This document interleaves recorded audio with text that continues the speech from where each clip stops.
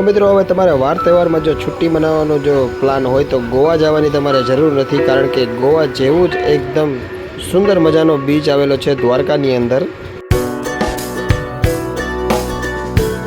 તો મિત્રો હવે જ્યારે પણ તમે દ્વારકાધીશના મંદિરે દર્શન કરવા માટે આવો છો તો દ્વારકાની અંદર દ્વારકાથી 10 કિલોમીટરના અંતરે શિવરાજપુર બીચ આવેલું છે. તો ત્યાં બીચની ઉપર શું શું સુવિધા મળે છે તે વિશે આજે આ વિડીયોની અંદર વાત કરવાનો છું. તો મિત્રો અહીંયાની એન્ટ્રી ટિકિટ માત્ર 30 રૂપિયા છે. જે પહેલાંના સમયમાં જ્યારે આ શિવરાજપુર બીચનું જે રિનોવેશન ચાલુ હતું ત્યારે અહીંની ટિકિટ 100 રૂપિયા હતી, પણ અત્યારે આની ટિકિટ માત્ર 30 રૂપિયા છે, કારણ કે વેકેશનનો ટાઈમ અહીંયા ખતમ થઈ ગયો છે. ચોમાસાનો સિઝન જે શરૂ થઈ ગઈ છે એટલે અહીંયાની ટિકિટમાં પણ ઘટાડો આવે છે. જ્યારે વેકેશન દરમિયાન તમે આવો તો અહીંયા ટિકિટનો ચાર્જ છે એ 100 રૂપિયાની આસપાસ હોય છે.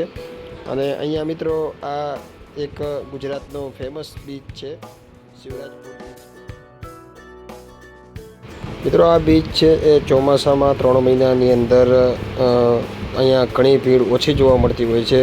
અત્યારે બધી રાઈડો અને તમામ વસ્તુઓ અહીંયા બંધ હોય છે વેકેશન દરમિયાન અને વાર તહેવાર દરમિયાન. જ્યારે ચોમાસું પૂરું થશે ત્યારે અહીંયા બધી રાઈડો અને તમામ વસ્તુઓ અહીંયા મળી જાય છે. મિત્રો આ બીચ જે શિવરાજપુર બીચ છે એ ગુજરાતનો સૌથી ફેમસ બીચ કહેવાય છે. ગોવા કરતાં પણ આ બીચનું ગુજરાતની અંદર ખૂબ જ વખણાય છે.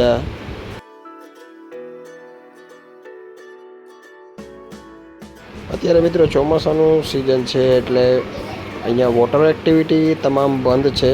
જ્યારે ચોમાસું પૂરું થઈ જશે ત્યારે તમામ વોટર એક્ટિવિટી અહીંયા શરૂ થઈ જશે.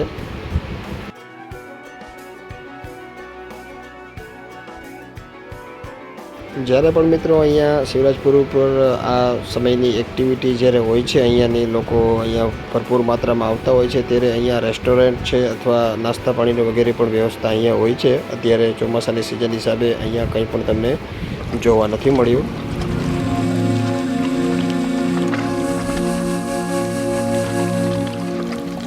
મિત્રો શિવરાજપુર બીચ જે છે એ લગભગ આશરે 2 કિલોમીટર લાંબો છે, એટલે તમે અહીંયા ચાલીને વોક પણ કરી શકો છો.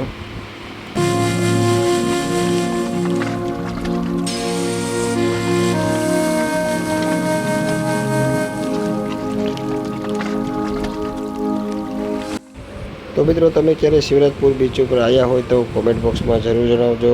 ફરી મળીશું આપણે આવા જ એક નવા વિડીયો સાથે. ત્યાં સુધી બધા જ મિત્રોને જય શ્રી રામ, જય માતાજી. અને ચાલો આપણે હવે મજા લઈએ શિવરાજપુર બીચની.